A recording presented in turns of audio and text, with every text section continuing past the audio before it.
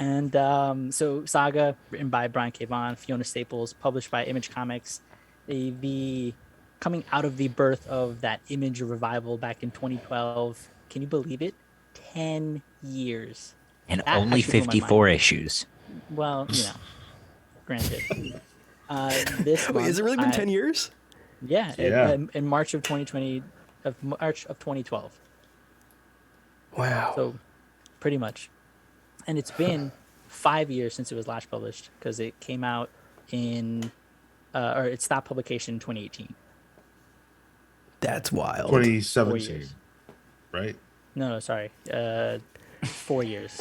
We're Not we're five. we're giving the task of coming up with math for years to the guy who thought it was still 2020. So great start. Yeah. Maybe not I- the best. barometer. He's got jet lag still. I had a quick game. Oh. Lying. Not that one, but Oh, I had two questions. Okay. The first one's pretty easy. What does the K in Brian K. Vaughan stand for? Keith. That's my dad's name. Cornelius. What did you say? Cornelius. A? Corn Yep. with a K. Yeah. Well done. Kendall. Ooh. I'm all gonna right. say Ken Doll. Boo. All right. I'm ending that one. It's Is it Keller. like a Keller? What? Alec? Keller. Oh. It's not very snazzy. No wonder Wow. he went just with BKV or Brian K. Vaughan. Yeah. Not too Brian shiny. Keller Vaughan. It Not sounds like good. he has a very defined chin when you say Brian Keller Vaughan. And the other question, all 54 issues, how many pages do you think we read for this book club? No, please. Ooh, Closest number wins. The no prize. like a jelly bean wow. situation. Yeah. That's incredible. I'll go first. Let's see. 669. Okay. Okay. I'm gonna go with 10,000. Wait, no. Oh. Wait, Whoa. no. 1,010. Okay. 1010. That's I'm staking my claim right there. Okay. All right. 1,620. Ooh, okay. So the closest one is Sean without going over. We read 1,217 pages. Okay. Oh, I went half pretty much. Yeah. Yeah. So I Damn. was surprised. Yeah. I was Guys, like, I've oh never read half man, you're a this. little I've low, never read half the buddy. book. 22, easy. 22 on average times 54. Come on. See, I didn't do did I did 30. I gambled at 30 okay. pages. No, yeah. it was only like no back matter, just like content. I should have clarified, I guess. Before we do anything, I'm gonna let anybody listening know where you can find more of this, more of the pals, and more of the stuff that we like to do. So follow us on any and all social media platforms: Facebook, Instagram, Twitter. You guys know how to do internet stuff. TikTok. We're actually on TikTok. Follow the Comics Pals on TikTok. We do silly videos there, or at least clips of the silly stuff that we do on the show. Join our Discord. You can extend the conversation there that we have here with us, or with any of the listeners who are interested in this and any other book clubs that we have on our docket. We just finished doing Scott Pilgrim. That was our December book club, a fun little book, and we had some news about that come out recently that we're all pretty excited for. Speaking of news, our main podcast, The Comics Pals, drops every Monday on all platforms. You can get it on your favorite audio streaming site and on YouTube. Like, comment, and subscribe if you like any of that content there. Similarly, we continue the conversation with all the listeners who do leave a comment on those. And if you don't want to wait till Monday, we actually do the show live on Saturdays, 10 a.m. So come in if you're just waking up on Saturday morning and decide, oh, I want to talk about comics, or here's some nerds talk about comics. We're your pals for that. We also have our Thursday comic weekly comic reviews where you'll hear our thoughts on issue 55. So a lot more Saga for everybody who's interested in it and wants more. But you can even watch that live, believe it or not. Comes out on Wednesdays, 6 p.m. What? That's crazy. We're doing too Eastern much. Standard Time. Eastern Standard Time. Yes, that's right. I mean, you can tune in Pacific. You're not going to see anything. That's your fault. You see the last episode we posted, so you'll see something.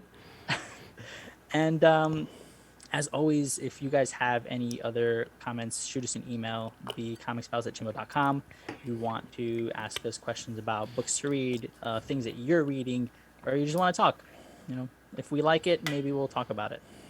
And you can even recommend us a future book club if you should like. Okay.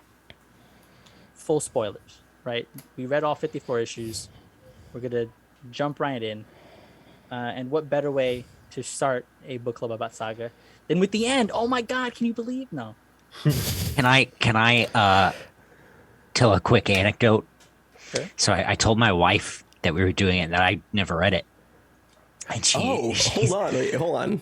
Did not know you never read that. Never read this.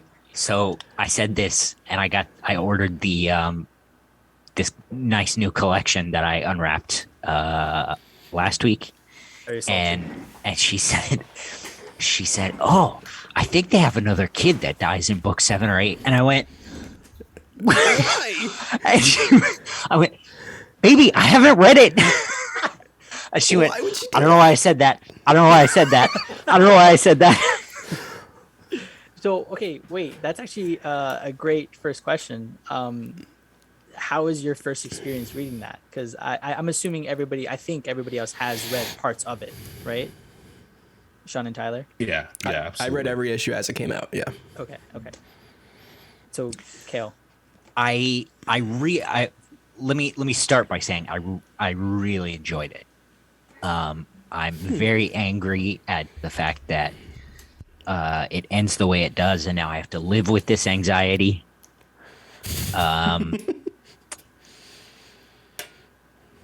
I wish I hadn't read it this way. I have thoughts about this later on when we talk about it, because I'm sure we will. I wish that I'd read it either month to month or trade to trade as they come out, as opposed to one right after the other. Because I feel like the weight really does a lot of lifting. What do you mean the weight? The weight between issues or trades. Oh, I see. Okay. Like the time between, not the actual. Yeah. Okay. Tyler. Well, it's funny that Kel brings it up, because that was whenever I talked about this book weekly, the big thing that I always mentioned was like, this thing knows how to do the last page cliffhanger way too well. Especially the cliffhangers that happened before, when they went on hiatus a couple times. I think those are usually between. I reread them in the hardcover deluxe edition, so there's 3 books. So in between those 3 books, or I guess the major arcs, those cliffhangers are rough. Like right before the time jumps. And I remember week to week, it was like always on the top of my pile, this book. And there would always be something that happens in it that just freaks the shit out of me at the end, or the beginning. It does like the opposite of a cliffhanger. It like throws you in usually too with the first opening page. Yes. It was very fun to read month to month because of that. It made you kind of hungry for the next issue. But reading this all in one go, it still worked for me because it made the read super, super smooth. Or like, I didn't want to not read it anymore, like, because those cliffhangers were there and I can figure out exactly what happens afterwards just by flipping a page. I was storming through this book. I think I finished the book 1 and 2 in one sitting, and then I stormed out book 3 in its own sitting. I did 4 and 5 in like an hour and a half. Yeah. It's like I know, like the whole cliche of, oh, you can't put this one down. I really couldn't. It was that kind of good for me. So it was kind of an interesting journey reading it in this form for once. I've never read it in trade, even though I've had the books. I've never read it until now. It usually was a month-to-month read for me. So similarly, it was a month-to-month read, and we actually got a question in the Discord. If you join our Discord, we announce all of our book clubs in advance, and we usually ask people in the Discord to submit some questions. That was actually one of the questions we got from Nihilus about how people read this and how that felt. And I'm glad you had a similar experience to me, because that's very much how I felt about the weight. It added to the drama and the way that Fiona would end the books with the full page. Like, there was just this tangible, palpable tension at the end of every issue, and as you approached it too, because once you saw the full page, she doesn't use them a lot, and so you can tell once you got there. You turn that page and you get there, and it's the full page. You're like, fuck, and you don't even have to bother turning to the next page. You know that it's to be continued. But I reread this on the plane. It was a 5-hour flight, and I blew through it. Took maybe a half-hour nap, and I found myself landing in DR, being on issue 34 or something. Like, absolutely absorbed. It made the trip fly by. It's that good of a book to bring you in and keep you there. And I think that was what I really appreciated about reading it in this way this time around, because I felt like I also understood some of the thoughts and concepts a bit more, where while I was reading it month to month, I kind of got the drama and the emotional stuff. It hit harder. So I probably read the first, 30 or so issues of this as it was coming out. But like every other Image comic, those long hiatuses were just too much for me. And inevitably, I eventually just forgot about it. Even though I knew it was being published, I'd pick it up and I'd come back to like, oh shit, I don't remember the last thing that happened. I'll go read, the last issue to catch myself up, and then I wouldn't do that. And then it would get to the point where it was just too far gone. So for me, this wait wasn't a wait, which is cool. But at the same time, I do wish that I had been more connected to the monthly releases, or however consistent that schedule was. Monthly. Yearly. That being said, though, Saga is probably the most bingeable comic of all time. Oh, it's super. It's smooth as hell. Yeah. So smooth. And we're gonna talk about that from a dialogue standpoint, from an art standpoint, but boy, did they find magic in a bottle with this one. Like you guys already stated, you can get through these issues really quickly, and not because they're sparse or because you're being sold less than what you're paying for. It's just that it's crafted so well that it's a breeze in the best way possible. It feels meticulous in the way that it's plotted out, and I think because of that, and the way that Fiona is able to just translate a lot of, there's a lot of open panels, right? She shows body language really well, facial emotion really well, and so the opposite to what a Todd McFarlane does, BKB does not overwrite. He does not. It feels like nothing uttered is extra or fluff. Everything is super deliberate, and when it's translated artistically, it just allows you to go from panel to panel, from page to page, issue to issue, trade to trade, because everything is that smooth and controlled on both fronts. I would consider it precise. It's not even just like that. It doesn't bog down its storytelling with unnecessary dialogue or captions or narration. It is, when it does that, it does it for a reason.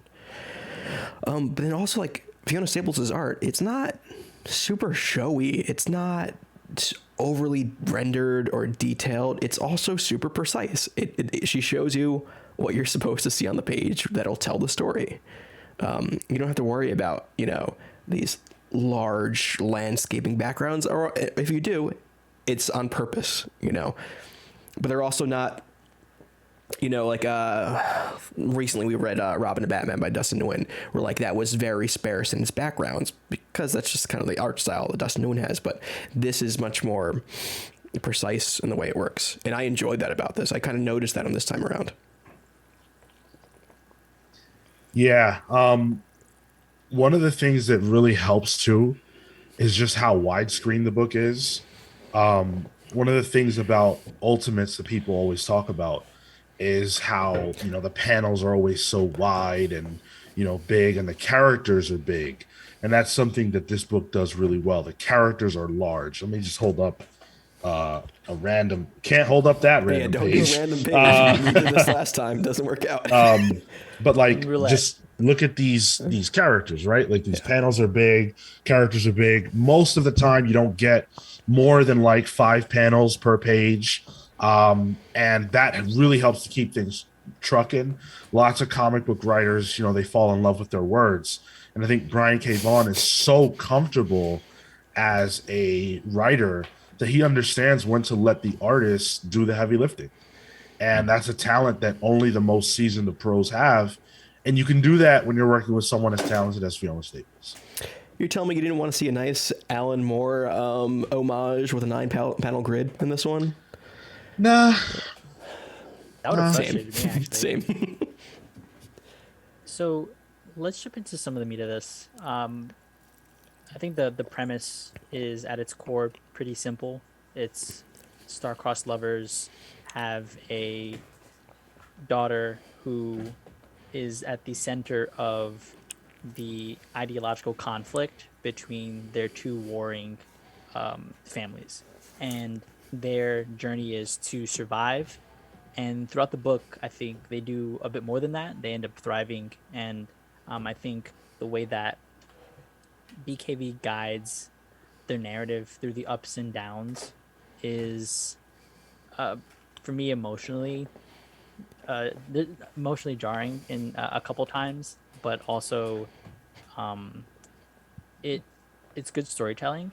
And just starting at that premise, the way that we're introduced to our 3 main characters, Hazel, Alana, and there's more characters, but like the main family here, Hazel, Marco, and Alana, is in conflict. They literally give birth in a back room, and if the both warring sides of each of their respective families, or each of their respective, at least people, the planets that they're from, come in and raid them, trying to kill the daughter here. This opening was, I was an early comics reader. I think this was probably my first Image book ever, and so the concept being so easy to digest and so easy to just be engrossed in was, for me, I think a really good comics experience, because I feel like sometimes we don't get those as a reader. You get overwhelmed. So I think I'd like to start there, as how did this book bring you into itself from the first issue? I would say it gets me in on the first page. I think the first line spoken in this book is, "Oh, it feels like I'm shitting." Yep. And it's Alana giving birth. It's this very human, quote unquote, human thing that we see in this alien world, and these are very human characters. Everyone has a distinct voice in this, and they are multifaceted. None of them are morally black and white. Everyone kind of fucks up in this book, and I think that's what kind of really hooked me, especially in the first issue, because you see that right off the bat with these characters. You see that Alana's this foul-mouthed ex soldier, and Marco's kind of this guy who you can tell he's been through some shit, but he's trying to change that, and like right away it hooks you. I think the way I can describe this book, I guess succinctly, is it's about war and fucking, and then everything that happens in between that.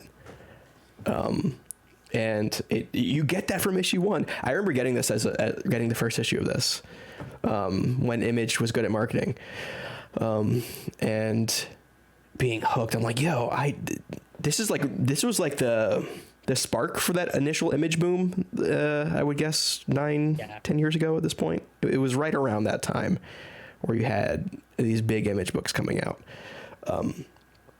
And yeah, I was in from the get.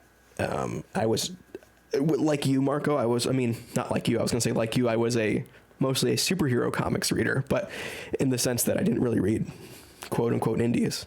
And this kind of rewired my brain for what a comic could be in a way.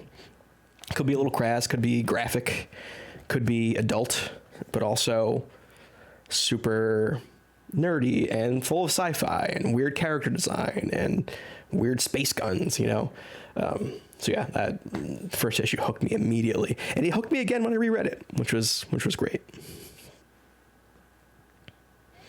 Yeah, I feel the same way. This is a book that, again, is just so well crafted. And I came into this, already several years deep into reading comics and kind of, pretty much comfortable with indie stuff by this point.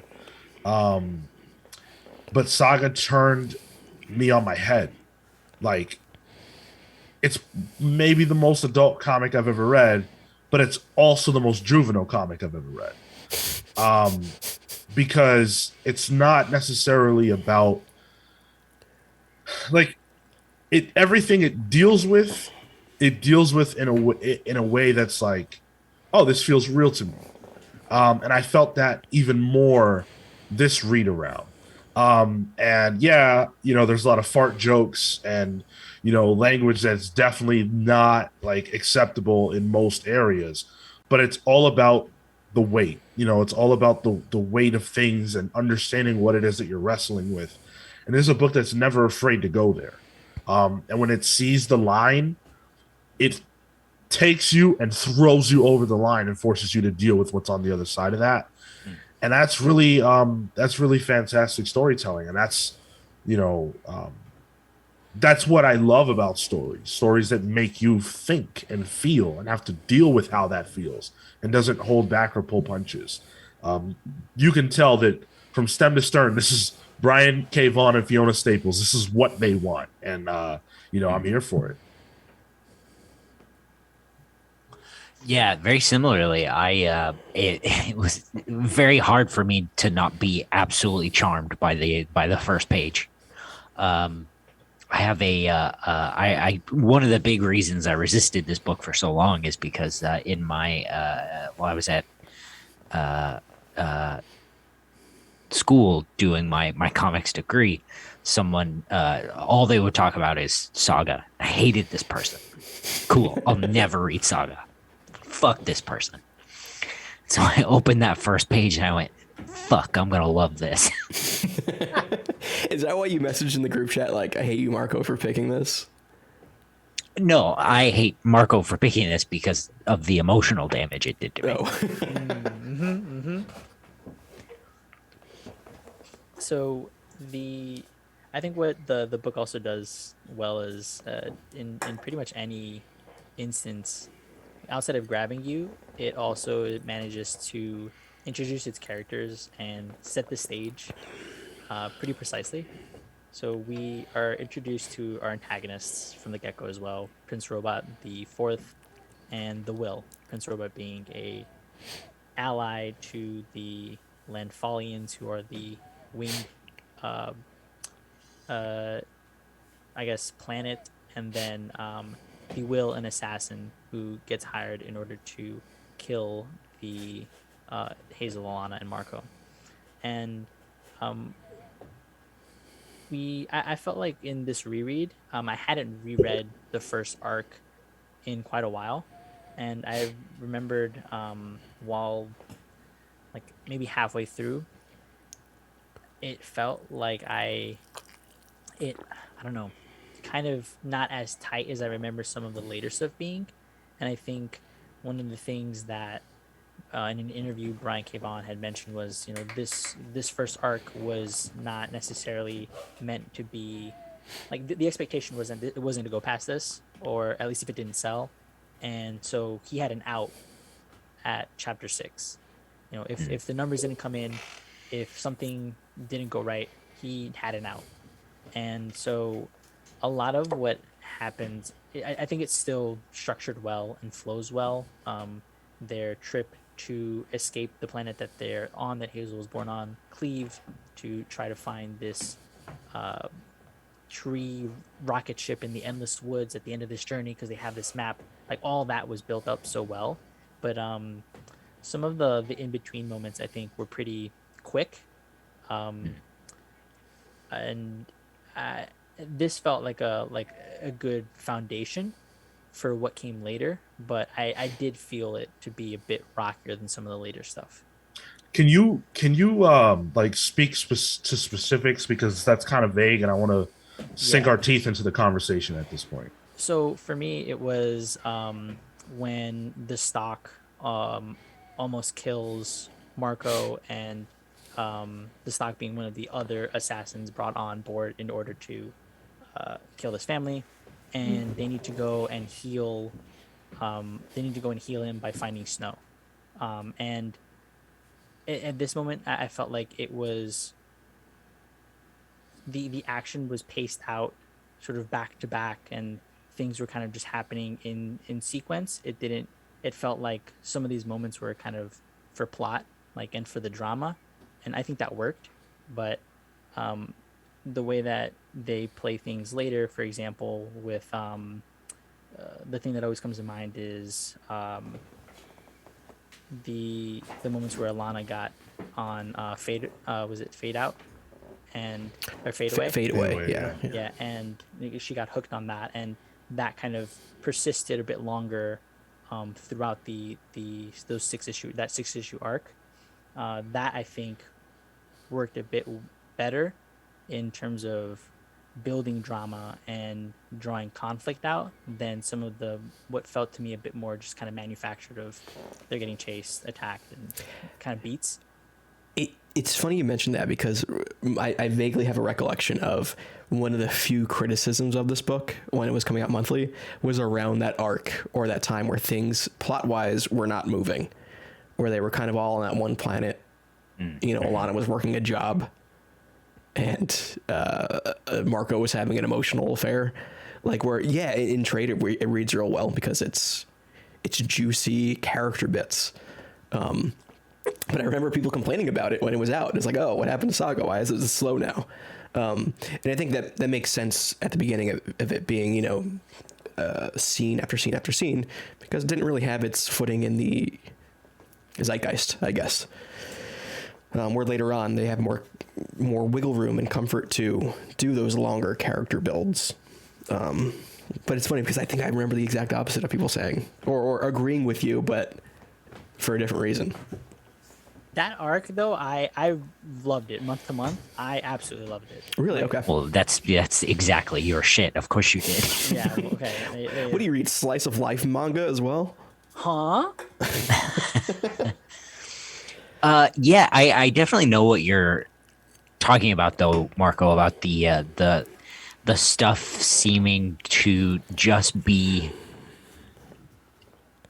stuff happening for plot.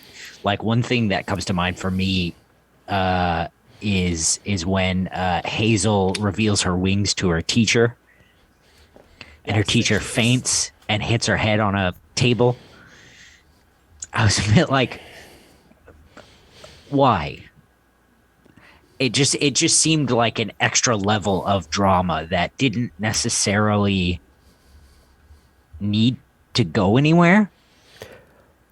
Was that a cliffhanger at that point? That part? Yeah. It was, right? Yeah. I think that might have been the only reason for it. Yeah. And I don't know, that's what one of the things I was sort of talking about, when I was saying, like, the weight for, each issue really benefits this book, because it hooks you on that last page and then it just picks it up, in the next one. on the next issue, and it sort of I imagine it sort of plays with how remember the rest of the issue being by that hook.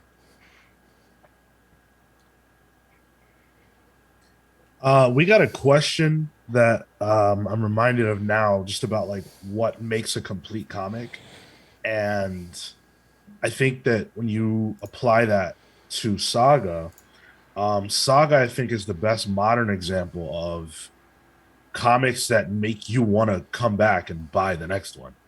Mm, A lot of modern books, the storytelling almost assumes you'll be back, yeah. and that is not a luxury that I think comics creators really have at all.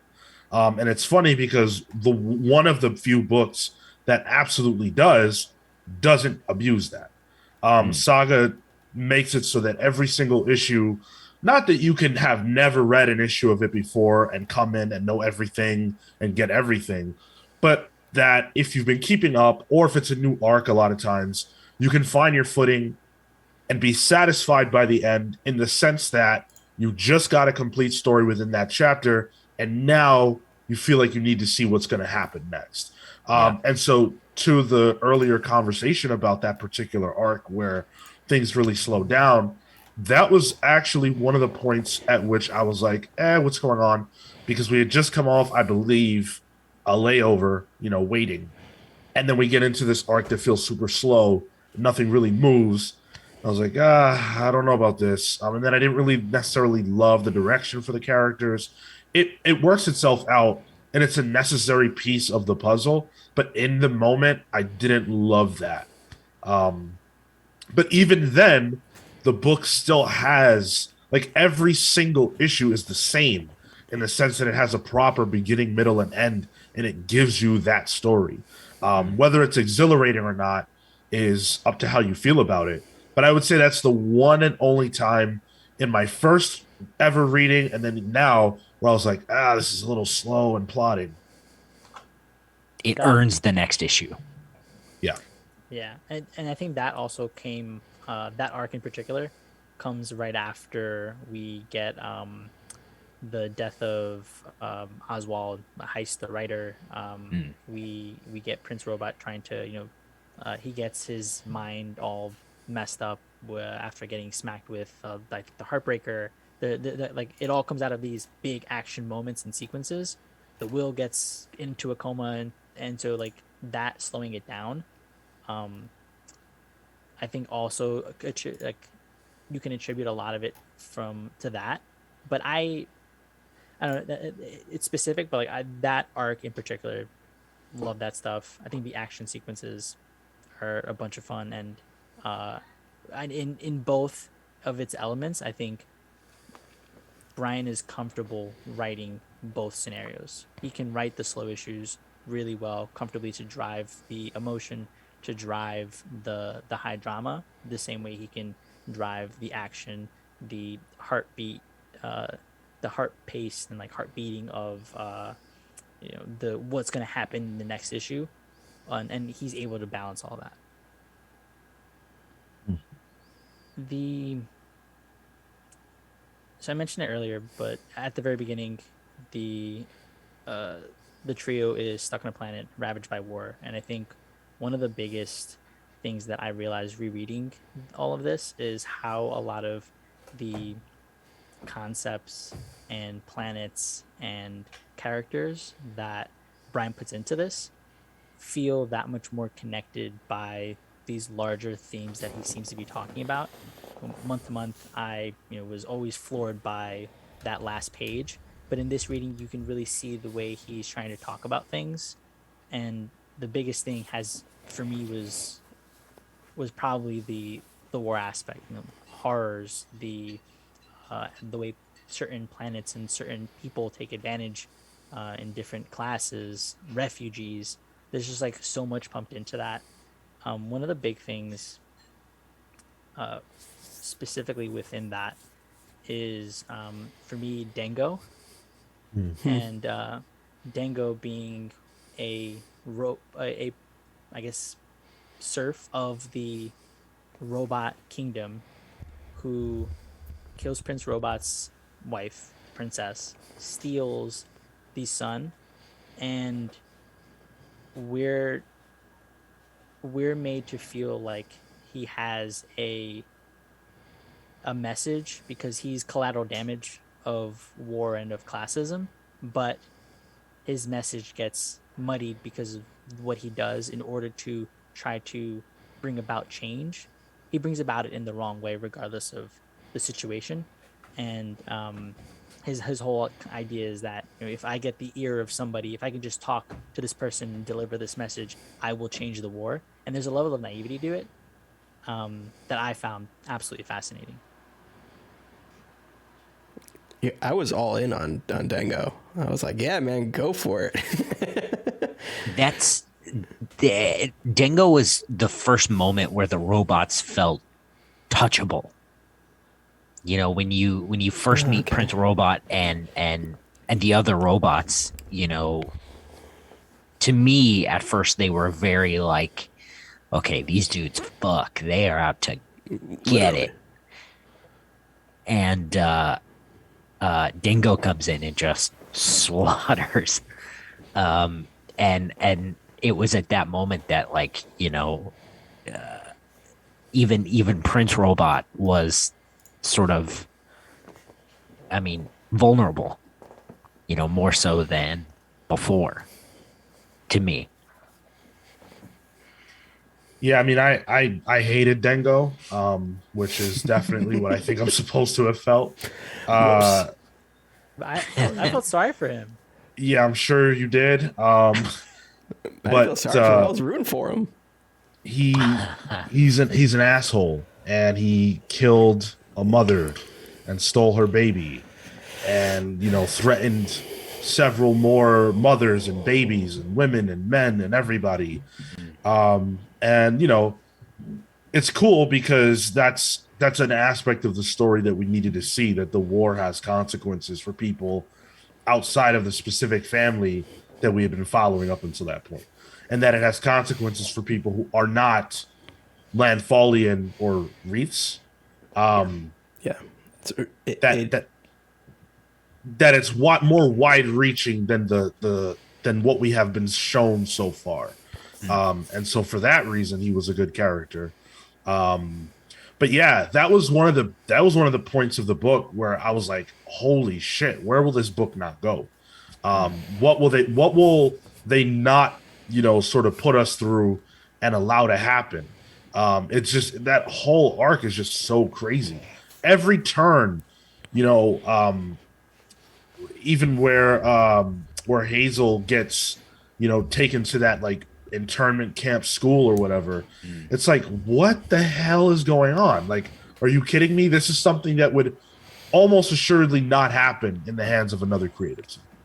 You know, they wouldn't have separated child from family in this way, but they go there always. Well, and they wouldn't have put the, you know, the 6 month gap or whatever it was in the middle of that too. Yeah. Yeah. I also like how, yeah, we get to talk about this book as like this really cool sci-fi book, but it's talking about heavy topics like war, but not just normal war, proxy war, which living in the United States may be something we don't really allow ourselves to come to terms with. We don't think about it. It's not Yeah, a, you it's not a don't. thought. We get to think about it with TV robot people and alligator people, and yeah, we don't get to actually hear about. Well, we can if you seek it out, about the effects that causes people where those wars and those fights are held. You know, of all the collateral damage that war causes. And this is sure, it's a popcorn version of displaying that to a reader, but I think it does it in a really compelling way. I don't even think it's a popcorn version because of how graphic a lot of this gets represented. It does, like, yeah. You get people's faces blown off. People continue to live. Limbs are cut. Like the representation here, I think, is done on both fronts.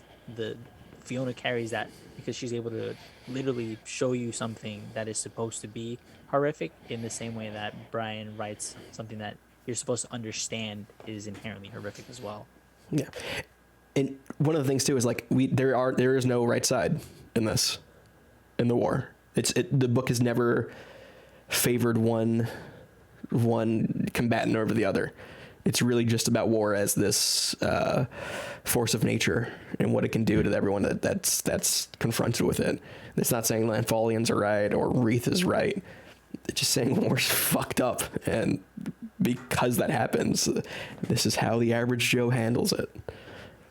I also think that's a way that the book keeps itself feeling so smooth, is that it doesn't bog itself down with the politics of that. And in a way, it's almost like it trusts the reader to kind of fill in those blanks or to not think about them because it doesn't matter.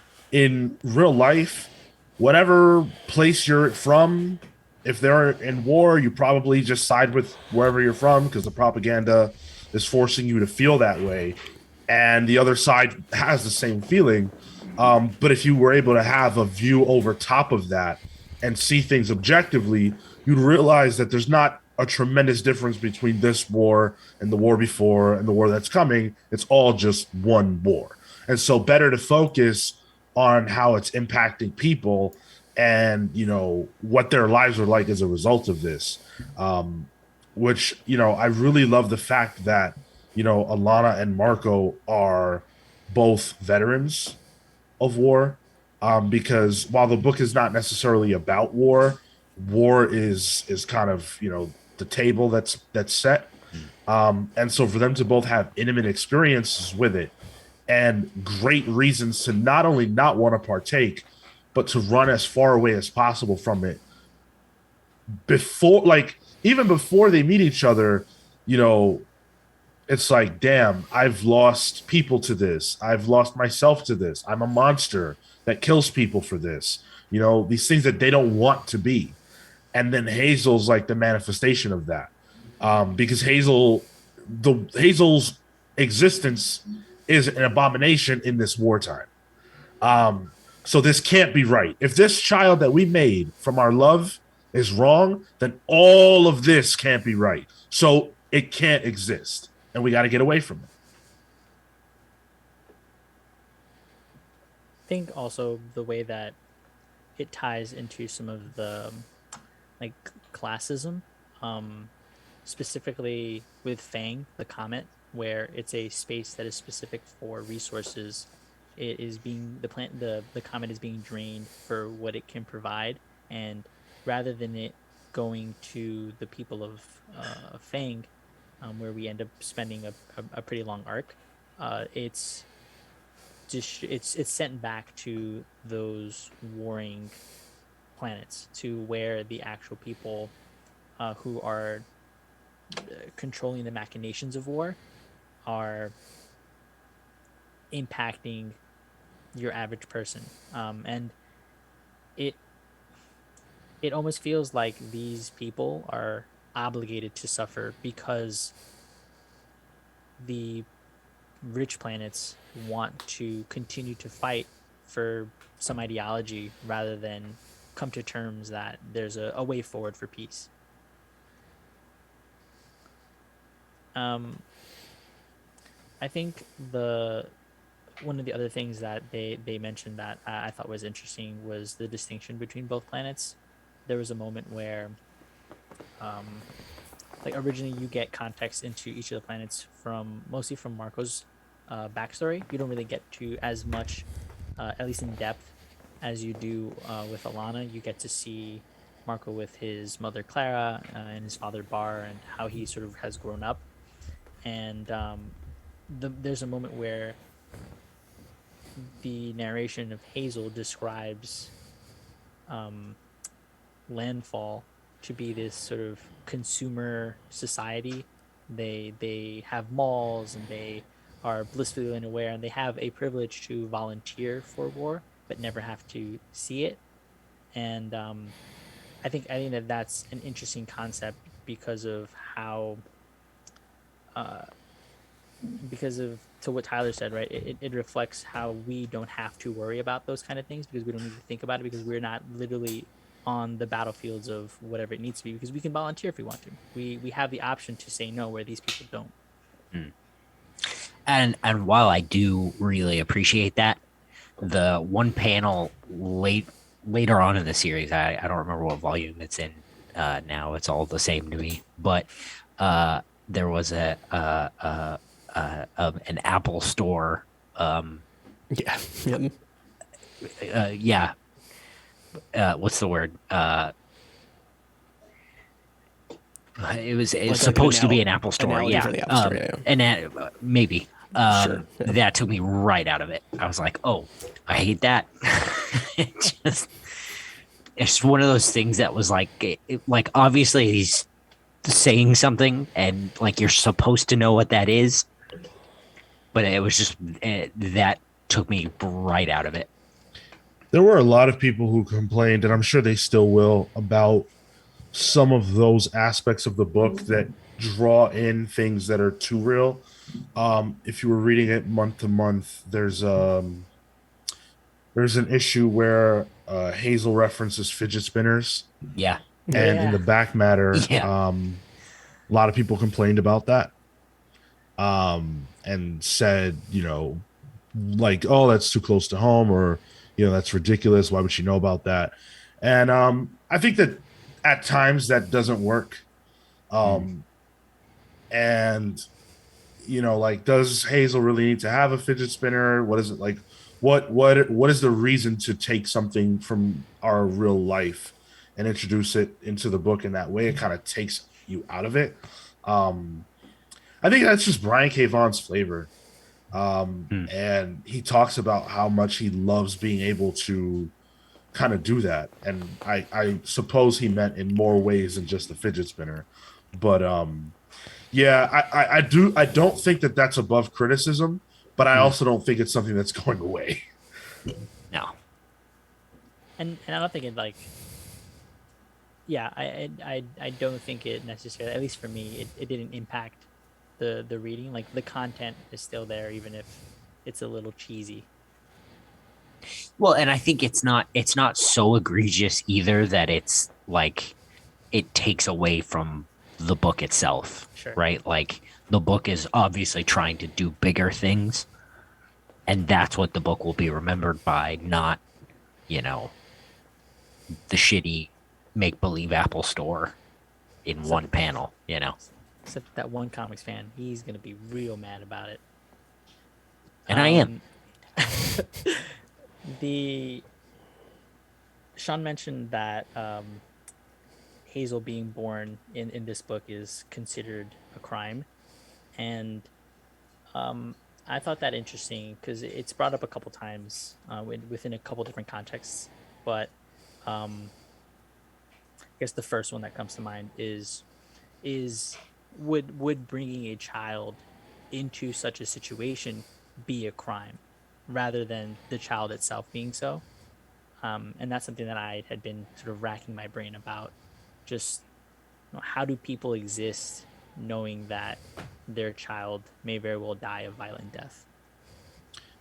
Okay, so first I have a question. Is it ever actually said that them having a child is a crime, like a crime that they're going to be arrested for? No, I don't think so. No, Yeah. it's like a moral crime. Right. Yeah. So the reason why I asked that is because what they did is so shocking that there's not even a crime for it. It's such a revolutionary idea to even do what they did that it just them having a child together is something that has the power to turn this war on its head. Well, and it should literally be physically impossible. And it should be, well, go ahead, Tyler. I don't think that it should be physically impossible. I think it shows that the people have been lied to from both sides. That this is possible. Yeah. And then that breaks down the idea of propaganda, and then it breaks down faith in the war itself. It's this idea and this symbol for essentially peace that neither side wants to have exist. And I also took it from a race angle where, at some point in history, the idea of a white person and a black person being able to have a child was probably insane, for a certain group of people just think that blacks were not human. how could this be? How could this happen? I really loved how the book goes there as well when it comes to race. There's one particular arc where I think not on I don't think it's on Fang, but it might be, where it's all these different groups of people, all these different kinds of species that are all fighting this war, and it talks about how they all hate each other and stuff like that. That was Fang, yeah. Okay. Yeah. And I saw us in that. I saw human beings in that of all different shades. And of course, Brian K. Vaughan is going to pull from reality and then, add weird dinosaurs and crocodiles to it. But that was hitting me where I live at. And I love how effortlessly they do that stuff all throughout the book. I mean, even one of the things they actually do outright list as being a crime is for just existing, right? Because I think at the end of the day, her existence is that threatening, in the same way that for the war, that on a societal level there are some ideas and some I guess archaic ideologies, like for Jetsam, the two reporters, Upshur and Doff, like them being homosexual is inherently a crime on that planet that makes their lives that much more difficult. And the idea of them just wanting to live happily the same way that Hazel, Marco, and Alana want to live happily and just be, I think is super. It's is the word empathetic or sympathetic? I don't know. I'm not sure if it's One of the pathetics. But you feel for these people, and I think because that is it feels like such a human emotion, you can connect with these characters and with that concept. And once those two sets of characters finally interact in the book, they kind of just accept each other for that, and they realize that each other, like, they've been going through the same thing from different points, like Upshur and Doff, and they really connect with Alana and Marco, even though previously they had viewed him as like, oh, this is just this money stream that we can get, right, and it even turns them eventually. I mean, I think the character work in this book is fantastic across the board, from design, like visually from Fiona Staples. Even like background characters or characters who just get killed off in a panel, like those little mole people that the Will kills off, like the character stuff in this book is one of my favorite aspects of it. It's rare to see a comic, or really not just a comic, but like a story, shift its cast so often. If you had like an image of every character who's ever had like a more than a small speaking role in the book, it'd be a lot. And if you compare that to pretty much any other like indie book, I think Saga dwarfs most books in terms of how many different characters it has supported. How many of them are dead? How many of them are gone? How many of them are yet to even be seen? 54 issues deep. That's really impressive. And for us to be able to sit here and rattle their names off, know what they went through, know who they are, that's a testament to the strength of the character work all throughout this book. That's a feat in and of itself. That's a really good point, because all of these characters have arcs, like in one way or another. Like even Isabel, the ghost babysitter. Oh, don't even talk to me about Isabel. Yo, go. Come on, tell me, Sean. Sean. Actually, before we get to this, Sean, do you mind if I bring in a question from the Discord that ties directly into this? Sure. So a friend of the show, Viltrum Warrior, said, more than The Walking Dead, Saga has a wonderful habit of shocking and sudden deaths. Any that shocked you in particular? I think I know where you're going with this one, Sean. So Isabel's not the one that shocked me the most. That would be Marco. But fair. Isabel was the first time this book broke my heart, because I love Isabel. Who doesn't, right? Like, you want so badly for her to be the babysitter of Hazel forever, and you know how much she loves this family. And for her to lose that, but for them to lose her was such a gut punch. and it was the first time where I was like, oh man, this book will really, really go anywhere. Like no one is safe. And then I still thought like, oh no, okay, no one's safe, but Marco, Alana, and Hazel are Yeah. safe, right? Yeah. Wrong. Fuck Brian K. Vaughan. To that Isabel piece though, I think what really hurt was then you turn the page and then Hazel feels it Yeah. Yeah, from that was across the planet, and you're just like, oh, dude, no. And with the Isabel one in particular, like the pacing of it was different. It wasn't like a last page cliffhanger. It like happens like in the middle of the issue. Mm-hmm. Which made you think like, no, it couldn't have happened. It's not. They didn't do that really. It goes to show you that Brian K. Vaughan is finding new ways to torture you, new ways, new creative ways to come at your mind to punch you in the face and have you not realize that it's about to happen. Thanks. Like, I think the one that shocked me the most. I mean, yeah, obviously the Marco and the Prince Robot stuff, but like the Brand, when the Brand gets chomped in half. Oh yeah, I was like, oh, this is a great new character. She's great. I can't wait to see where she goes in this book.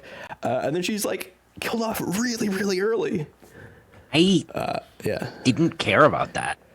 Really? I actually felt like that was kind of stupid and unnecessary. Killing her or having her? Killing her. Okay. Oh yeah, well, Because I mean it's a book about war, so fair enough. But like I really, really dislike the fact that Gwendolyn and the Brand went after Sophie when it really seemed like the clear thing to do would be to just don't react, don't wake up the dragon, let her do her thing. And it just, to me, that whole situation could have been avoided. Yeah, I kind of felt like that was unnecessary. I think that's the point, though. It's unnecessary because it didn't really make sense for you in terms of plot or anything like that. But like, that's what made it surprising to me, because it didn't make sense. You know. I don't know if that's a good thing, though. I don't know. Yeah. I don't know if the story should be doing things that are just Keeps me random. on my toes. Like Sweet Boy, he just gets offed. But that's okay because it wasn't something Sean's illogical okay that with he dogs did. Well, no, please. he's a species. I hated that. But like, okay, the dog died, right? Like the dog got shot in a normal situation. I don't think anyone in the situation that you guys were just talking about had to die. The Brand just made a completely like seemingly out of character decision. If she's this talented mercenary, then just died. Like, okay. No, because it was Sophie, and those are one of the things that I think from like a plot perspective would sometimes just kind of get thrown in, because Sophie decided to not listen to Gwendolyn and to the Brand and be like, you stay here, don't do anything, and she goes off, does whatever the thing does, and then results in the Brand getting killed. I think that was one death where I was a bit frustrated, because similar to Tyler, I wanted to see more, because I was really curious about the relationship with the Will and how, you know, her and Gwendolyn might become like friends and how this trio would exist. But then Sophie goes and does something stupid as a little kid and results in this adult getting killed. And even like in a way, the Brand gets fridged for Sophie, because it's really about Sophie's character growth that the Brand existed. Because after the fact, she discovers that the Brand's name is actually Sophie, and she was named after this person. Well, that and she got killed. for the Will's man pain too. Yeah. Yep. Gil, Yeah. do you have a most shocking one? I'm curious what everyone's are. I think yeah, obviously Marco hit me the hardest. But I think the one that really, really got me, the one where There's multiple apparently. Jeez. The one, I think it was at the end of volume 7. It was the little weasel people. Oh, that was so sad. Dude, yeah. that issue. Because Christy, Curdy. Yeah. Because they're, he's forced because of his family to stay. And, Hazel's like, no, my friends, like, and then the next couple of pages are black. Oh, and so I good. just like, that was the moment where I had to close a book and, It was just It for me it was Prince Robot. Like that was a big one for me the too. moment the Yeah, head came off, I'm like, oh, like jaw just dropped. I'm yeah, like, Yeah. yo, like as much as Marco hurt, that one shocked me the most because I didn't think that they were gonna yeah. go there with I him also being a yeah. father. I love Prince Robot. His arc throughout this dude turns face and heel more than the Big Show. Like he just like you never knew what he would do next. And I love that about that character. Because even Yeah. at the end, where like you think he betrays Alana and Marco, like was he or was he playing No, another he was- game of 2D like 4D chess? You know, like That was a bluff, 100%. yeah. But I think that's Yeah. the thing. Like you couldn't really tell. I love that Marco was like, "Nah, I knew you were lying. It's fine. I don't take you seriously at all." Yeah, they just ignore his threats at this point. That's pretty good. I want to talk about the death of Marco, because this is one of those where I know. I can't hear that without looking at Marco himself. I'm like, he's on I'm the still show. here, What are you baby. talking about? Yeah. Still here. I can almost hear his voice. This is the only death in the book that like I was upset about. Because I don't think that should have happened. Really? And the story will tell me whether or not that is true, I guess. But even if I like where the story goes in the end, I don't think it will justify this. And the reason I feel that way is because I feel like a lot of times fathers in stories are easily sacrificed. And I really, really was hoping to get to see a story about, not to say that a family must have a father to be a family, but a story about a family that, against all odds, is able to stick together and they live through this. That's what I was really, really hoping for. And when it killed off Marco, it's like, come on, why? I don't think you needed that shock value. I really just think it was completely unnecessary. And again, it's another instance of a character dying for a dumb reason, because we see Marco kill and do all kinds of stuff throughout, but then in this particular instance, he's like, nah, let me just die instead. It's cool. I also feel like it was like, it also felt like it was like faked out like 3 or 4 times too. It was because there was a whole fight. They like break in through the ship and everything, and you're not sure I'm- who's gonna make it out. I'm not fully sold that we're not going to get swerved.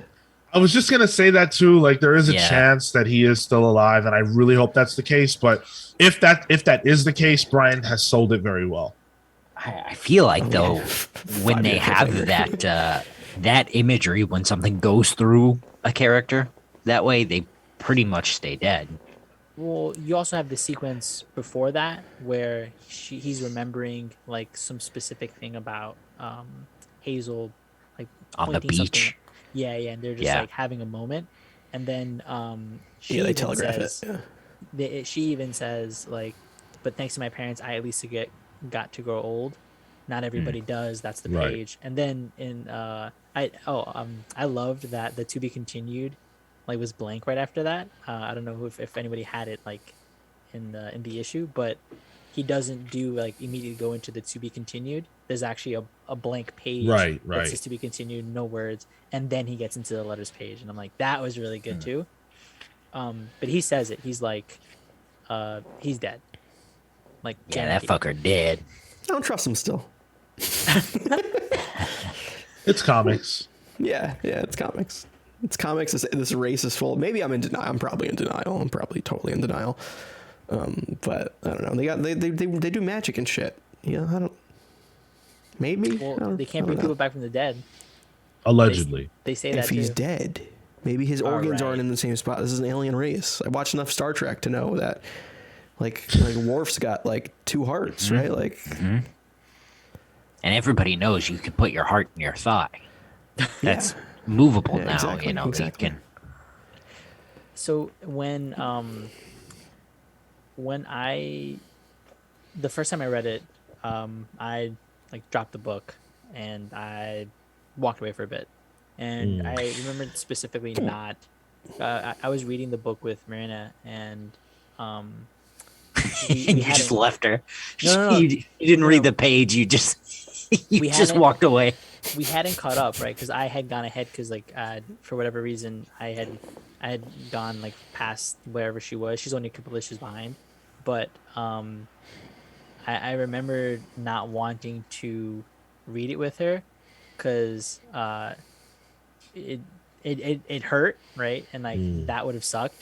But this reread also had me thinking about the beginning, like the story overall, where I'm trying to understand why this is Hazel's story, and so my theory, at least right now, is that this death, alongside with Upshur and or Doff dying rather, this is sort of a catalyst for why we're reading this story. Um, this Marco dying would probably be the thing that Alana gets convinced has to do to honor Marco. And a few issues before, he's talking about how he wants to write and how he wants to get a story out there.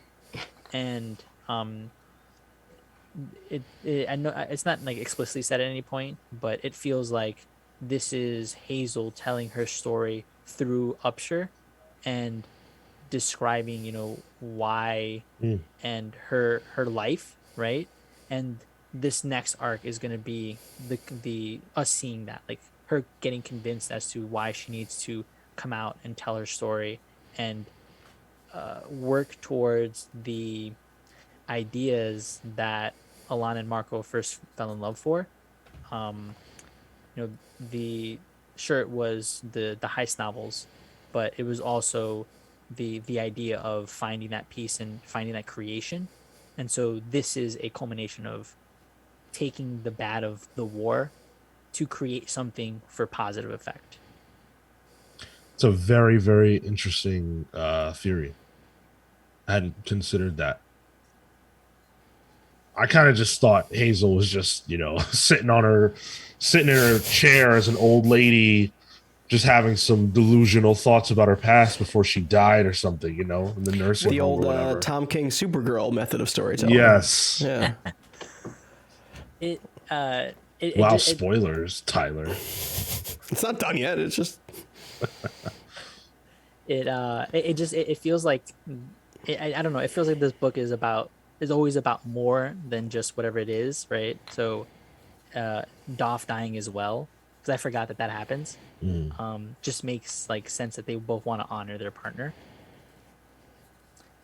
watch Upshur die on Wednesday, Well, and totally just they're gonna do some kind of time jump again. Like it has to be. Oh yeah, the cover shows absolutely. Yeah, the cover shows she's older. Hazel's older, at least. Yeah. That's not Hazel. That's Alana, isn't it? It might be Alana with There's her. There's like a fuzzy dude with an axe. Yeah, but there's a child that's there with not a little Alana. magic outfit. Hazel is definitely on the cover. Really? Yeah, she's the girl in the middle. Do you're you right, guys have any favorite characters? I have two main favorite characters throughout this whole thing so far. I have three. Three, okay. Yeah. So I've got Marco. Rest in peace. The only Marco you like. Yes. And then also shit, I'm blanking. Go ahead, I'll remember. Describe it, and then maybe I can help you. I don't know why I can't think right now. I'm blanking. I'll go. Petrichor. Thank you. Oh, that's one of my favorites. Yeah, that's one of my two. Yeah. One of the easily one of the best characters in this series. Just the rawness of Petrichor was a welcome addition. At first, I was like, "Wait, whoa, hold on. We're trading Granny for Petrichor." Like, no, I don't want to do this.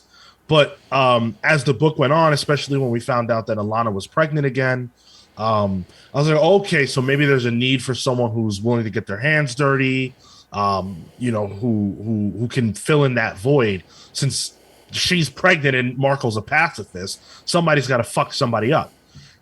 Turns out she just started fucking, and it's great. That one scene with Petrichor and Hazel talking about how Petrichor is trans is so simple, you know, and real, and just normalizes it completely and validates both characters and how their thoughts and feelings are. Yeah. It was just like, there's some wholesome shit right here in this comic, you know. But my other favorite, so yeah, Petrichor is one of my top two. My other favorites, my boy Gus. Goose. Okay, It's an umlang. Goose, right?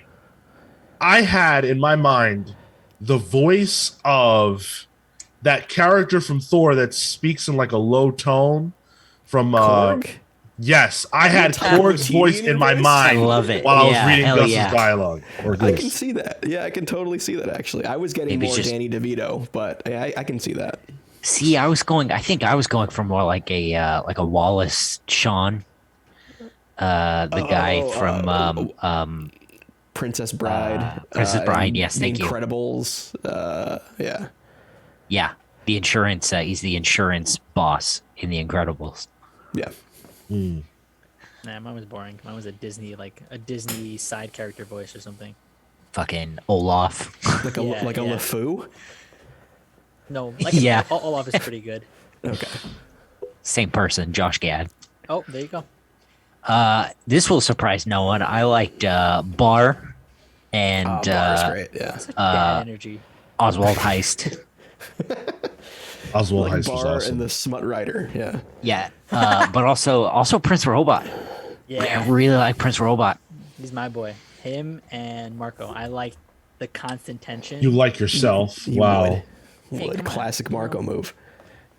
But my favorite moments are when, so like after Alana leaves Marco on that planet, and they're like on the outs, and then Prince Robot like comes back into the picture, but then they team up, and it's just like this, like they're always butting heads. Love that stuff. That was so good. Like two dads just on a mission, doing guy shit. I'm gonna kill you later, but first we're getting my family back. Exactly. Yeah. My other favorite's Alana. Yeah, Alana, really like Alana. Alana is a very awesome character. In her way, she feels like she's in that lineage of Sarah Connor and all those different like badass sci-fi women. The Mom the, specifically too, yeah. Yeah, moms. Yes, the image that we most associate Saga with, which is what you guys are seeing as the cover or the background draping, if you're watching this on YouTube, is her breastfeeding, and that's such a significant thing for so many different reasons. Like as a woman in the real world, the significance of that within the story, the significance of the identity of that baby and who's standing next to her. It's such a powerful image. No matter what angle you come at it from, and it's a revolutionary image. And I love how Brian K. Vaughan and Fiona Staples are unabashed about presenting her like that. Yeah, I'm a mom. Yeah, I breastfeed. Yeah, I'll fuck you up. Yeah, I like sex. Yeah, I like drugs. But I'm a human. Well, she's not a human, but like I'm a person, dealing with all these different things. And she manages to be cool throughout it all. I love Alana. She's a really consistent, I think. She's a consistent character where you have everybody around her kind of flip flop every once in a while. I think Marco, he is a pacifist. He engages in violence when necessary, but then he comes back and like feels sorry for some of those things. And like there's a she's the one who I feel like has such a rock solid mental foundation, where Prince Robot is on the fritz every other issue, and she as much as she takes care of Alana, takes care of Hazel, also takes care of and grounds the ship and the people on it. Like she very much guides people, and it doesn't feel like she needs to. She doesn't need to have somebody like holding her hand for that, because she's probably the one reaching out and like pulling you in. If that makes any sense. But Yeah. She's the anchor of the whole thing. yeah, very much Yeah. so. And I think that is such a good thing for Hazel, because you can see how much Hazel like grows into being this unafraid child, not because she's surrounded by people who protect her, but because she has her mother who's that confident and a father who is willing to give her the space to fall, to trip, to you know go through the things that she needs to understand what a complex life is, or the complexities of life. And she's also super curious, and he fosters that, where she allows him to just grow, or allows her to grow. Can I can we get philosophical real quick, because I feel like Marco is selfish. And I'll explain. His philosophy is he's a pacifist, right? And he thinks that, you know, violence begets violence, and it creates an echo that will be reflected within the universe in some way, likely leading right back to you. And that's cool, but how could you stand on that when you have a daughter that needs to be protected? I think Marco never fully understood the value of what he had. And I think if he did, he wouldn't be dead right now. I think that putting his philosophy above the fact that his daughter is in peril every second of her life and that he needs to be there to protect her is selfish and foolish, and it's not heroic. I think his character is sort of allegorical for like religious fundamentalism. I think, like, in a lot of ways, like, I mean, this is the the Christian, repression, you masturbate and then you feel bad about it, and then you know Still feel you that way. try not to do it again, but then oh, well, maybe just one more time, and you'll always come back to it, and it'll always come back to you, and you'll get yours. And it makes you lose focus of the bigger picture of the world you're in, because you're so focused on that, you can't see the forest for the trees. Or you can't see your trees for the forest. Yeah. I guess is the better, the more apt metaphor. Sean, I'd almost view it the opposite as you. Okay, good. I think Marco had to consciously make that change for Hazel, so she can to be an example for her, that she doesn't have to be, that violence isn't always the answer. I know how cheesy that sounds, but I think it's more of a modern view on parenting in a way, because Marco's. I do agree with that. Marco's dad was an armorer, so he dealt with, the war constantly. Marco's mom is a hard ass, which was probably great for Marco and probably rough for Marco. Like, you remember the flashback with Marco and his dad there. And I think that's him consciously making sure that he is not that for his daughter, which I think is what a lot of modern, parents try to be, especially because I think this is the story of very modern young parents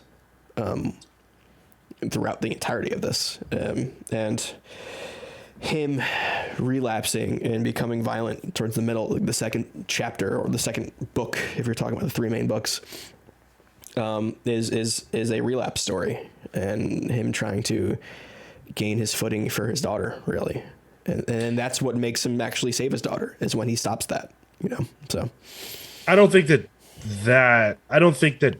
that is like counter to what I'm saying, because there's a difference between not abusing your kids or modeling violence as the way to solve your problems, and letting yourself die in space where she can't see you just because you feel like you don't want to do violence. And we don't know where the story's going to go, but neither does he, right? And so he can't assume that she's okay without him being there. He doesn't know that. So his death could lead to her death down the road, but he still lets himself die.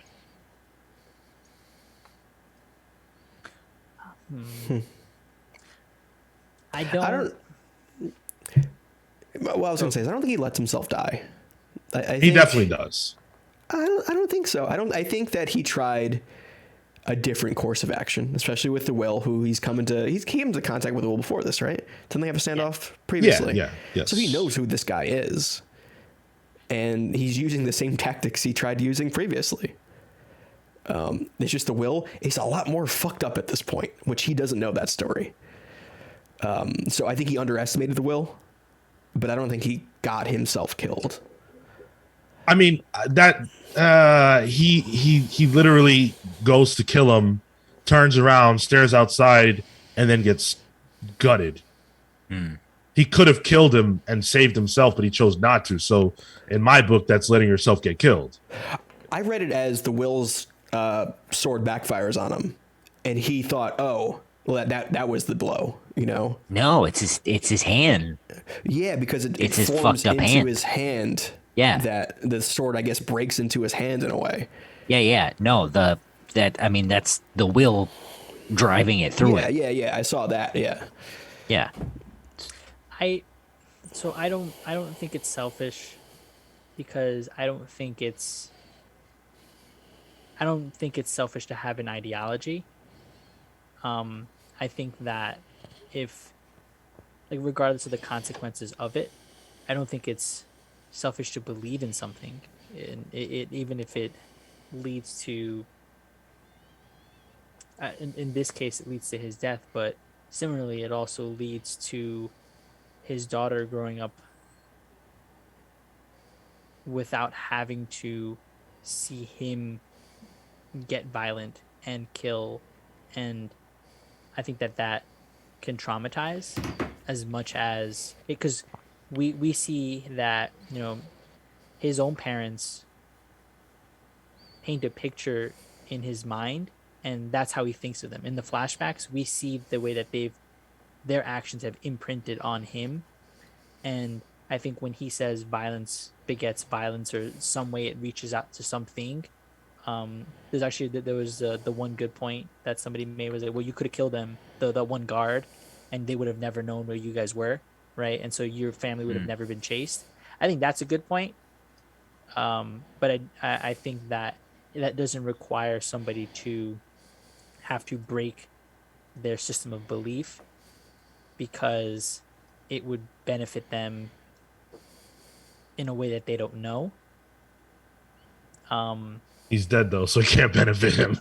Well, sure, but like at the same time, like you could also maybe make the argument that his inaction in certain moments have let other people live, regardless of himself. Like I can't think of an example necessarily, but that's not to say that him keeping people alive hasn't also affected other people in positive ways. So I don't think I don't think that would be selfish, because I feel like the counterfactual to it is, sure, he dies, but do other people live, and is it selfish to let other people live? That feels selfless. But that, again, that's like, you can't even evaluate that, right? We can only evaluate what we know now, and what we know now is that he's dead because he chose not to act. But I'm not going to polarize the conversation by continuing, but I do want to make that point that he has sacrificed his life for his beliefs, and now his daughter's down a parent, and Alana's down a partner who's going to help her keep this very, very important child, and also, more importantly than the importance of her in the world, just their family is now not intact because he put his beliefs over his family. And we see now we'll see how that impacts them going forward. One of the things that we haven't touched too much upon is, we got the fucking across, but the sexuality, I think, is something that Brian does really well. And I pulled out a specific quote because I think that Yeah. this hit. Oh, they're gonna pull out a panel. I was like, yo, wait, No, we're no, just no. going on YouTube. Relax. This hit a particular note with me when I saw it, where um, Hazel says something to the effect that, people say that she's a crime, or and Petrichor in the when they're in the jail, says, crime made you be very sick, but that not mean you sick, yes? And I felt like that was a reflection of herself, where, similar to Upshur and Doff, their relationship and their being is very much a crime. Where for her, from a societal perspective, from a cultural perspective, she is an abomination, and she doesn't want Hazel to feel that way about her body, and doesn't want her to feel that way about herself. And I really like the way that Petrichor shows Hazel how to embrace herself, because after that is when Hazel starts to like stretch her wings out, and like she's literally been unbounded at that point. And it's only through those interactions with Petrichor, who recognizes that this girl is going through something similar to her, not the same situation, but dealing with how do you fit what you feel like into your body. And I thought that was really a really important lesson for Hazel, being an amalgamation of both these races. Yeah, I think if you're someone of, I guess I'll just use my own experience, like as a person of mixed race, especially, part black but also, part white. There's definitely a lot of, wrestling with identity that has to happen, or that at least happened for me. I can't speak to everybody, but I really resonated with what Hazel's dealing with. Obviously, in Hazel's case, there are physical attributes that also play into it and stuff like that. But if you remove the fantasy elements, she's a person who's dealing with almost like an identity crisis of like, well, what does it make me that my parents are not, the same or whatever. Um, and that's something that's wild for a kid to have to go through. But I love the point that's made of like, well, I think it's Petrichor, but it could. I mean, there's so many characters. That's made of like, you're different, you're weird. Well, that makes you like everybody else. Mm. Yeah, I think that is Petrichor. Yeah. The We haven't talked about Heist all too much. We've mentioned him. It's the book. He's the writer that brings, through his work, brings Alana and Marco together. And I think one of the things that in this reread that I feel like I thought was more explicit was what it was. I thought we were told a bit clearer what it was that the message he was trying to send out was. I thought it. I swore that I remembered a page that laid out these were his ideas or something. And in this reread, I didn't get that. I realized that you get it through these little glimpses of how Alana and Marco talk about the war, talk about Hazel, and then when they arrive on the lighthouse planet, I'm forgetting the name of. Quietus. Yes, Quietus. Um, they get to engage in that sort of a dialogue. And this is a cheeky question, but do you guys actually think that fucking is the opposite of war? Or where do you delineate yourself away from that concept as the opposite of war? I think it's being cute about the phrase "make love, not war." That the idea of the opposite of war is love. Yeah. Which I think is reasonable. I thought the delineation between like peace is not the opposite of war, because peace is just the absence of war, was a good bit there. Yeah. Yes, because it can't be the opposite of it if you're just the absence of it. And I didn't really think about the make love not war thing, but like, yeah, it's bodies coming together instead of, Yes. removing bodies from the equation. I remember Heist being in it more. Yeah, same. Like, I felt like when I was rereading, I'm like, oh yeah, this is the Heist arc. We're gonna see him for like 20 issues. Like, I'm like, oh no, he's gone in 3. Like, that I did not remember happening that early on. But Well, I love that Heist has such a powerful influence over the story because, art is revolutionary, and there's a lot of great thinkers over human history who have changed the course of the whole world just by expressing what they think. Whether it was through story or, however. Just like Gandhi, right? Like Gandhi wasn't necessarily writing books about peace or pacifism or nonviolence, but he was certainly speaking it out, and he managed to change the world through his ideas. And I go ahead. I was gonna say, little known fact: Gandhi did write smut in his spare time, though. It's out there. You can read those. Thank you for adding truth to this Yep. to this conversation. But no, like I really really loved Heist and Heist's influence here. That was awesome. I love that their entire worldview changed based on the stories that this guy was writing. People don't think enough about the way that the stories that we consume shape us as people.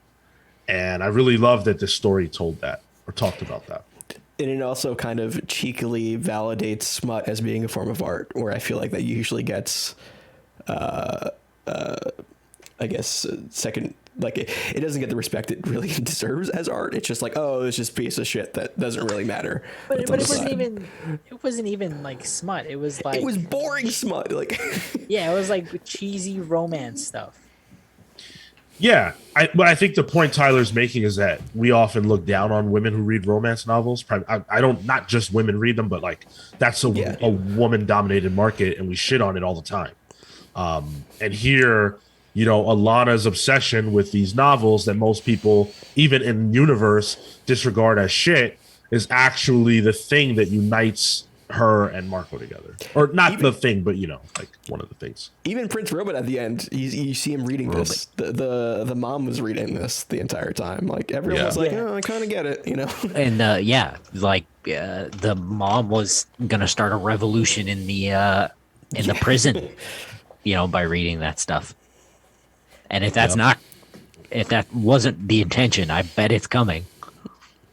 Oh, that's true. Yeah, she didn't get written off completely, so I'd wondered if, like, because it's as much as it is just like cheeky romance stuff, when Prince Robot approached Heist, it seemed like there was some sort of undercurrent or message that permeated beyond just that surface, and those are the pieces that Marco and Alana attached to. And I assumed it related back to his whole thing about sex being the opposite of war, but in the context of this being, again, like this larger story, starting with Hazel, like as much as like once you get past the sex, right, you get to birth, and I feel like that, I think Kay, you said that, like making bodies, not splitting bodies or something. I wish I said that. All right, Tyler, apologies. I think that's sort of what the idea that Heist is trying to get across is, as much as it's about the romance, it's about, how do you stop the force of nature of war, and what is not the opposite, but what is actually the steps forward from there. Because yes, you can identify what it is, but unless you're able to actually put the work in, I think that parenting becomes that work. Like once you give birth, it's caring. It's the apathy of war, and the chaos and how unwieldy it is, the opposite of that is the focus, the care, the attention, and the effort that is not put in from both sides because they're comfortable or because they want to be able to just exist. And the planets do that, right? So much so that other planets have to suffer. Another theory that I got from the larger story being told. I just want to push back on that slightly because I feel like what Alana and Marco are going through in child rearing is actually like a blown up sci-fi version of what real parents feel like. That it is actually extremely chaotic to have a child, and it's insanely, you don't even sleep. You at some point while during Hazel's narration, she discusses how much parents sacrifice to be able to raise a child. You sacrifice your sanity, your peace, your all these different things. And so I actually feel like parenting has a lot more in common with war, the way you broke it down, than not. Which is why I go back to love as being the opposite there, just because we've seen how the absence of love or love that's tainted by other things that are going on can impact children and make them into cruel people or more complicated people. I think the Will is a perfect example of that. He had a very bad childhood, as we see through the flashbacks, and so he's a piece of shit. He's not only a piece of shit, right? There are aspects of him that are good, but he's got this, chip on his shoulder, for lack of a better term, due to his childhood. He exists, he was birthed, but he wasn't loved, right? And that created a monster. And I guess extending that, right? Like Sophie was a sex slave, freed from that, and then once she was loved or cared for by Gwendolyn, is growing into a person, growing into something. Yeah, exactly.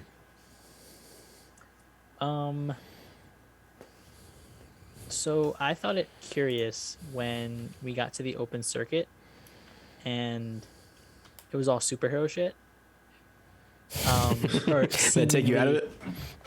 No. It didn't take me out of it. I thought it interesting that he takes this romance novel and like blows it up, and it's this life altering work, and it's this life altering story, but the actual like escapism of the open circuit and this serialized storytelling feels like popcorn. It's a telenovela. Yeah, very much so. And I was curious what you guys thought of that contrast of how the open circuit being this more mass market thing versus this romance novel becoming having such an effect on somebody. I thought it was a pretty fun change of pace, really. I think it because that was the same arc that slowed everything down. That's the same arc that Marco was just being the stay-at-home dad while Alana went on TV and did drugs. But I like that because it kind of was a nice swerve for the plot, because they did the thing that everyone would at least suspect them to do, which is be right out in the open. But also because of that, it backfires. Yeah, I don't know. I enjoyed that arc in a way. I know that's the same one we were talking about earlier, but we didn't talk about the open circuit part of it. But yeah. Did you guys feel it as a commentary on comics? I think you can read it that way, but I feel like the romance stuff was more a commentary on comics. I think when you bring it up, yeah, I think now that you explicitly state it like that, I can see that, because those characters all get killed, but the actors all get killed, but the characters keep going on afterwards. It's like this never-ending story that just keeps going on and on and on, and no actual development goes through. Sorry, Sean, I can interrupted. see that now. Yeah, I think that's certainly a valid perspective. I'm not going to counter it. I guess I just I guess I took it more base, like TV soap operas. Yeah. Yeah. But yeah, that could be too. Because there are just instances where they're like in an office and they're talking about like somebody falling in love with somebody, but everyone's in costume, and it just felt like very melodrama superheroes. Um, okay, so we've talked about how functional Fiona's ability to like draw you in is. And I really want to get to just her end of this. We've had a lot of discussion on Brian. Do you guys have any other? There's so much in this book, and we definitely did not go chapter by chapter, and I'm sure, have not touched upon every theme that we've possibly can. But is there like a piece that you guys feel like you want to bring up? Because I want to talk about the art really quick. Yes. The probably like beyond the story, the biggest thing that I love about this book is the way that it showcases sex. Because comics,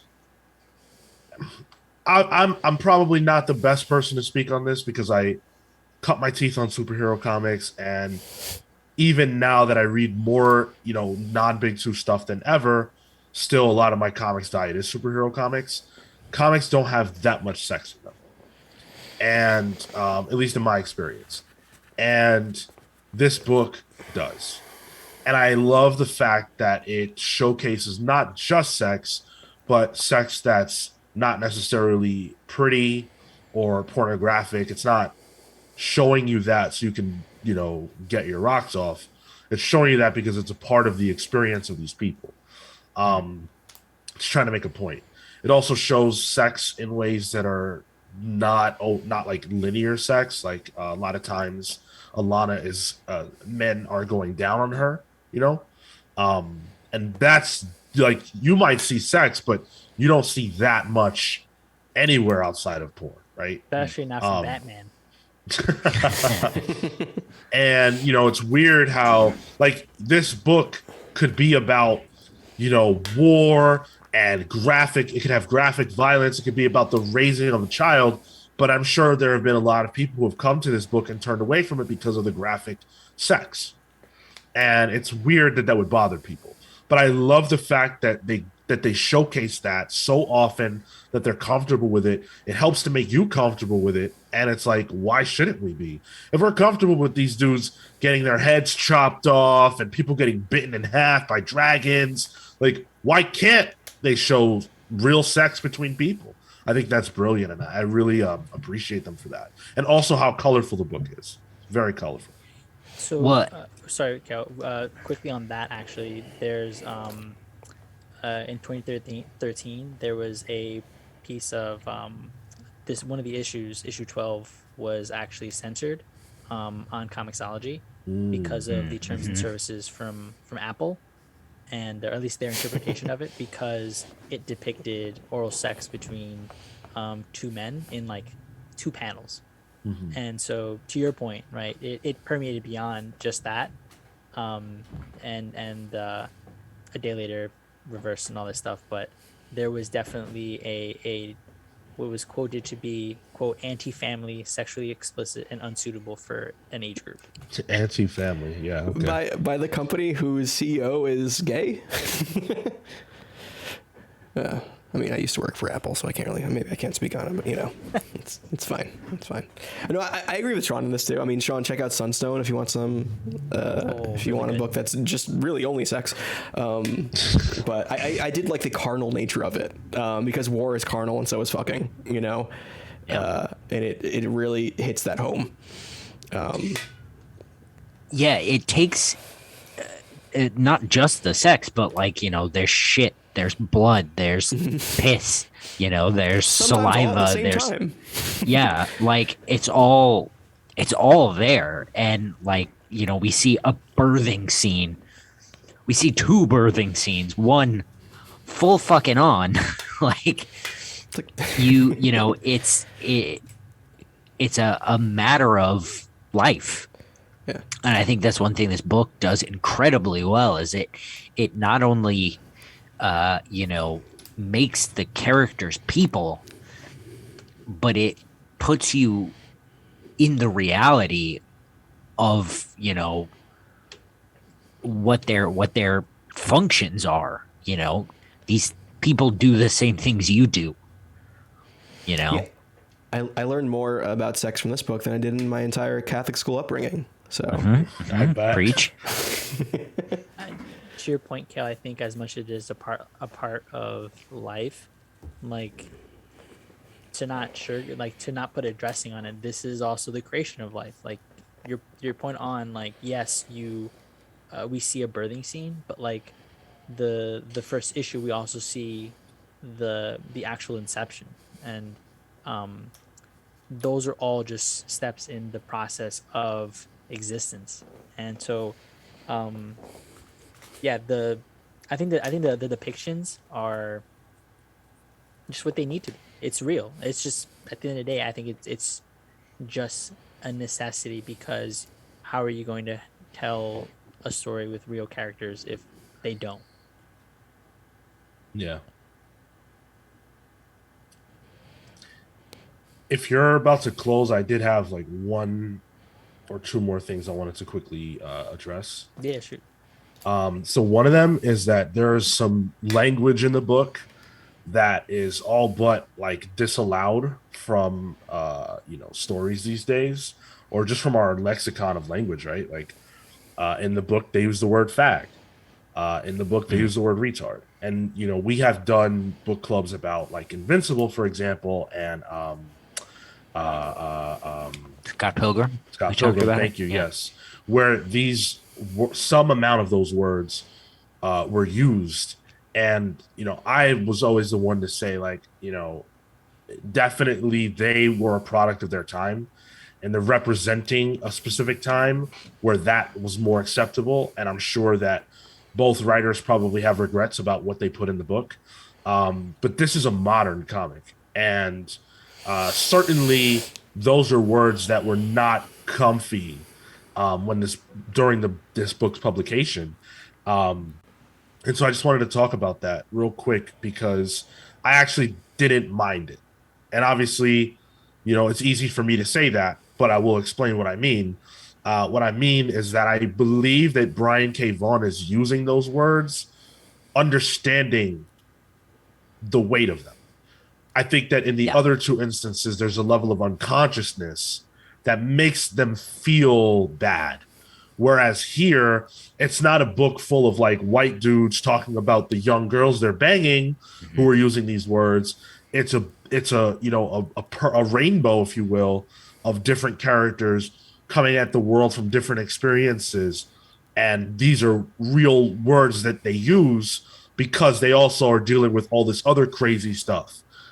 It doesn't feel out of place, and so I was able to accept it because of that.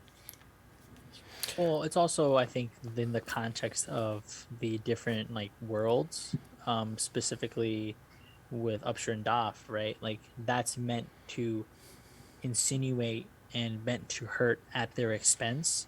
And in Yeah. that context, like then not that it's appropriate to use, but with the context there, you understand that it's being said with weight specifically for this intention.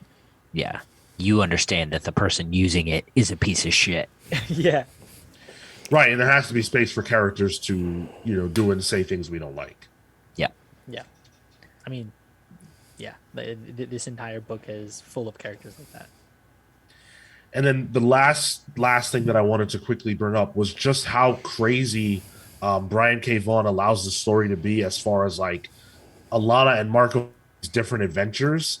Like they're actors, they're James Bond. They are in the West, like the Wild West at some point. They do heists. Like they do so many different things. It's like if whatever genre it is that you like, it's touched on at some point in this book. It's crazy. I just love that. I think it lets from what I feel like from what I've read, it also lets uh Fiona be like flexible with her designs, Right. because she said in a couple of interviews she doesn't like drawing like inorganic or very mechanical sort of the imagery.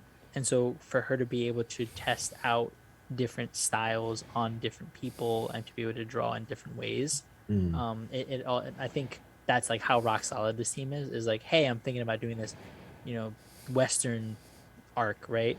And I'm sure the conversation there was like, oh, for sure, like I'd be down to try to draw centaurs like that, right? Because like who thinks of a cross between a horse and a human? And Fiona does, because that's gonna be the design, and this fits perfectly with this Western setting. And a cow, Well, and the ancient Greeks and well, you know what I mean.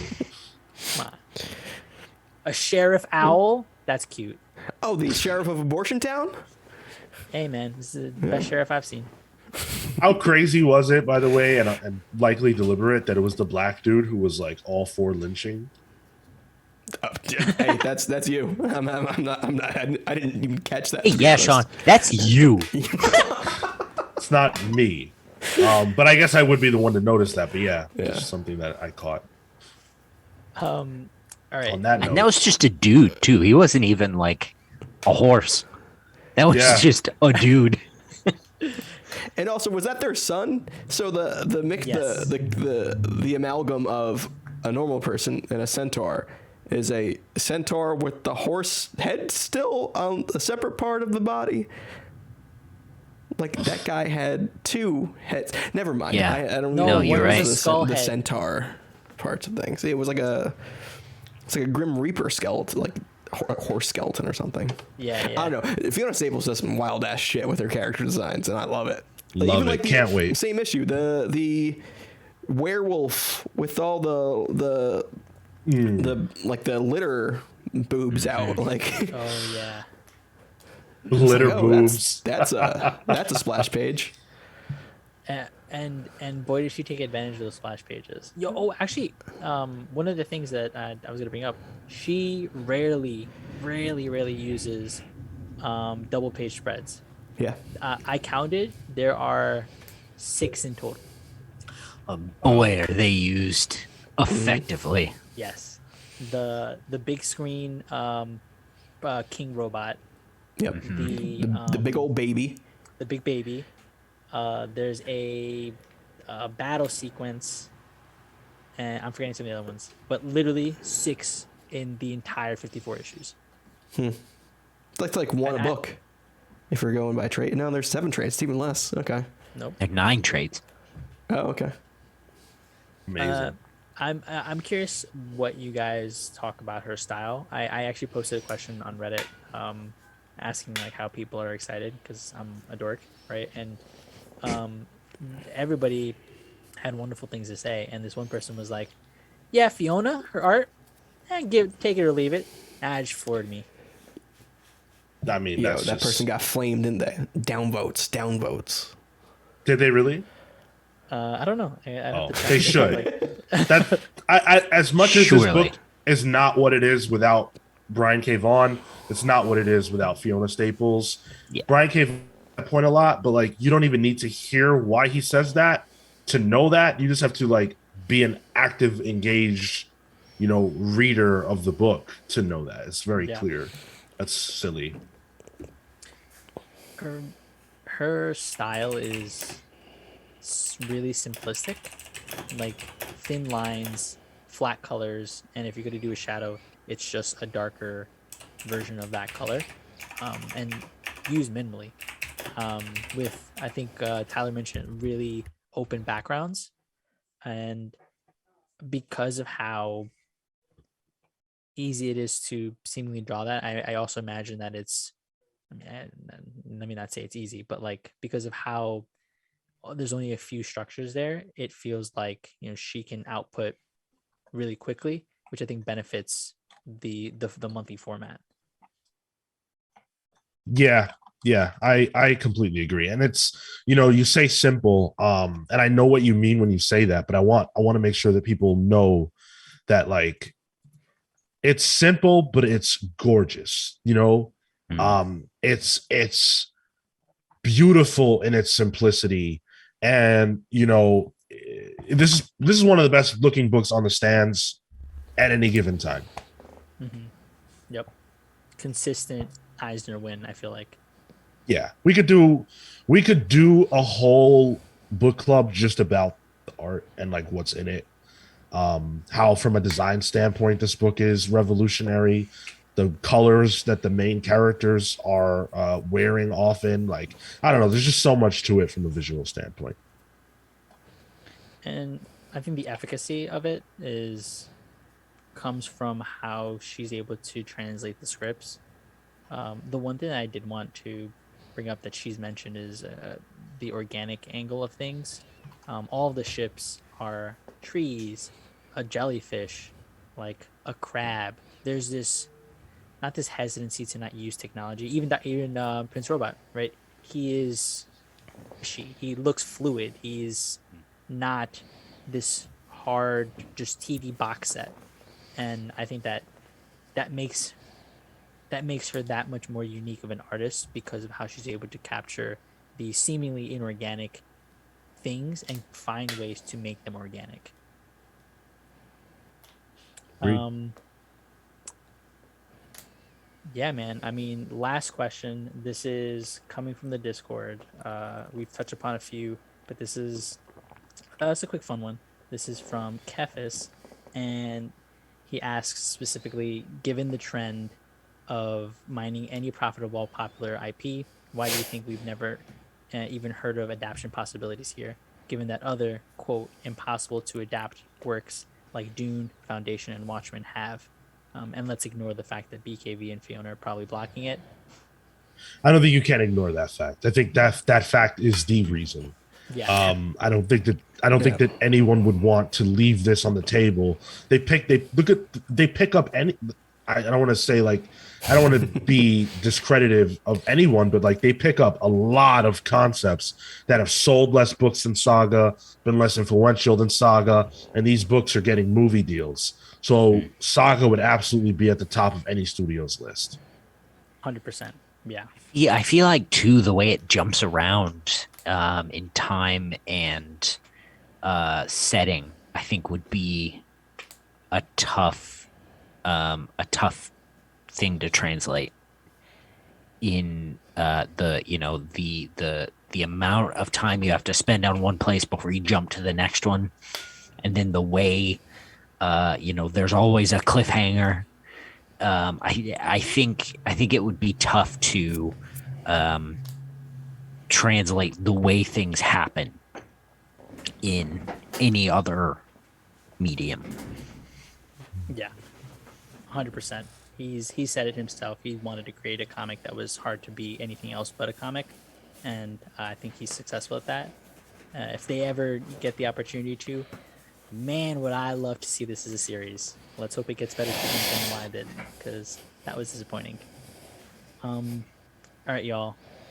With that, thank you for taking this journey with me. I really appreciate that we did all 54 issues, getting ready for this was honestly this was a listeners, this was a veiled attempt at me trying to catch up and not wanting to feel alone in doing so. So thank you all for taking the bait here and making the excuse of getting a book club going. As mentioned at the top, go ahead. I was gonna. It's funny. Before I even joined the show, I was like, I gotta reread Saga before the new issue comes out. So There you go. You're welcome. I don't know what I would have done. Mission I'm glad we accomplished. did this. Yep. I can tell you I wouldn't have. And with that, thank you everybody for tuning in. As mentioned at the top, follow us on YouTube, like, comment, share, subscribe at the Comics Pals on all social media platforms, including TikTok. Join our Discord, where if you want to figure out what the next book club is, it's at the top at our events. The next one being Doom Patrol, which we'll have more details as that comes out. Stay tuned for our weekly review show where we're going to be talking about Saga issue 55, the final long-awaited return. Definitely excited now, more so than ever after this conversation, for that issue to drop, and I cannot wait for Wednesday. And come listen to the main show. Again, we do it live on Saturdays, 10 a.m. Eastern Time, and it drops every single Monday. So you can tune into our most recent episode where we talked about who was it? Who's Joss that? Whedon. Josh Whedon. Josh, That For the last time, Josh hopefully. well, we'll see. And with that, until the next book club, y'all, take care. Take care, Goodbye. guys. see you next month.